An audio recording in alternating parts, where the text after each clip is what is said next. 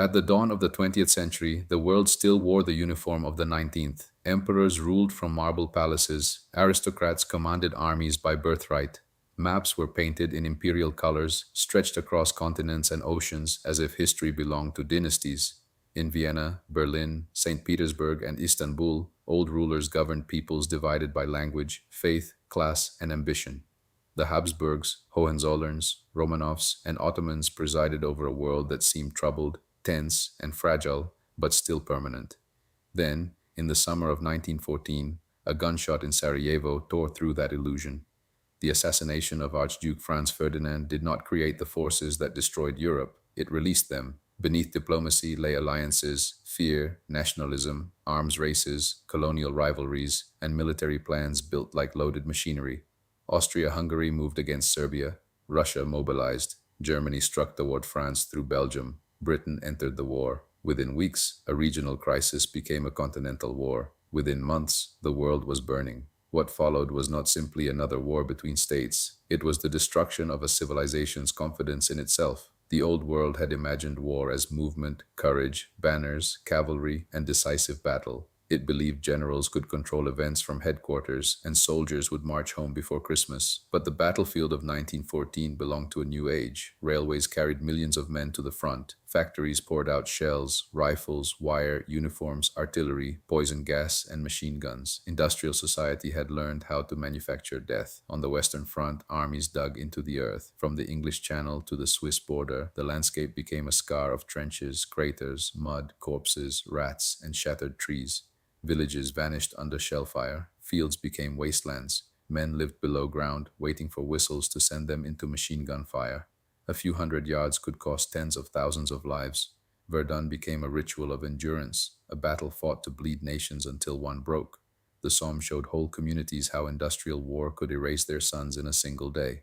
The front line moved only a little. The cost was immense. This was modern conflict history in its most brutal form. War no longer contained by battlefields, no longer fought only by professional armies, no longer limited to soldiers in uniform. The entire state became a weapon. The entire society became a target. Women entered factories. Farmers were ordered to feed armies. Children collected scrap. Newspapers became instruments of morale and hatred. Governments censored letters, rationed food, controlled prices, and demanded loyalty.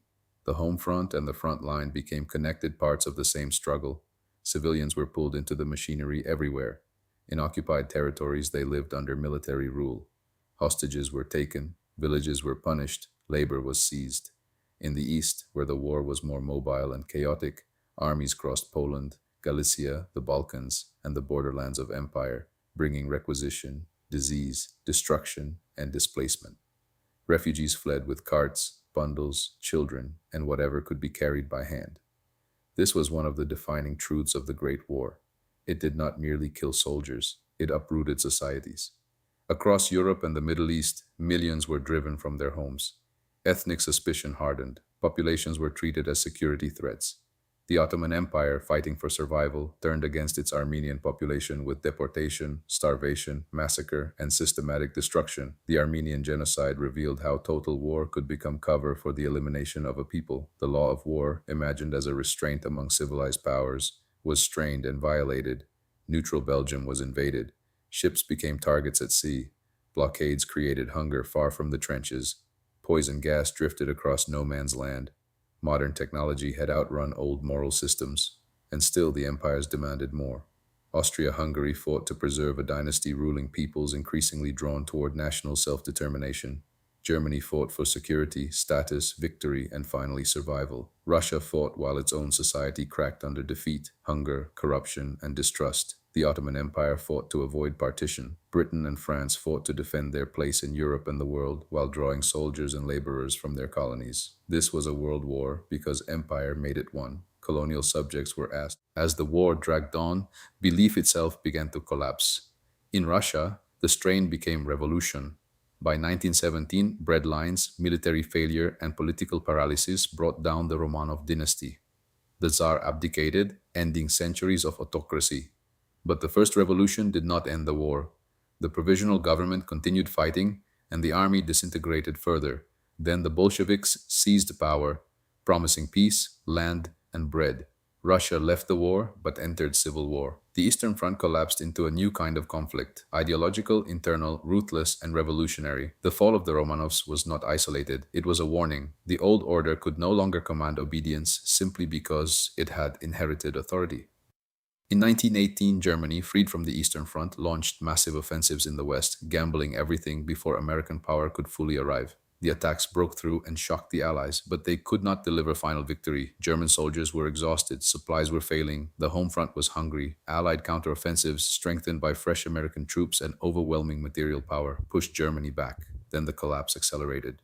Bulgaria fell. The Ottoman Empire sued for peace. Austria-Hungary disintegrated from within as Czechs, Slovaks, South Slavs, Poles, Hungarians, and others moved toward independence or separation. Germany's sailors mutinied. Workers and soldiers formed councils. The Kaiser abdicated. On November 11, 1918, the guns fell silent, but silence was not peace. Four empires had been broken: German, Austro-Hungarian, Russian, and Ottoman. The old dynastic map of Europe and the Middle East was gone. In its place came republics, mandates, new kingdoms, disputed borders, and promises that contradicted one another. Poland returned to the map. Czechoslovakia and Yugoslavia were created. Austria and Hungary became separate, reduced states. The Baltic nations emerged from imperial collapse. In the Middle East, Ottoman lands were divided under British and French influence, with borders drawn through communities, sects, tribes, and older networks of power. The war had destroyed empires, but it did not create a stable world to replace them. The peace settlements carried the language of law and self-determination, but also the reality of punishment, strategic interest, and imperial calculation. The Treaty of Versailles placed blame and burdens on Germany, feeding resentment that extremists would later weaponize.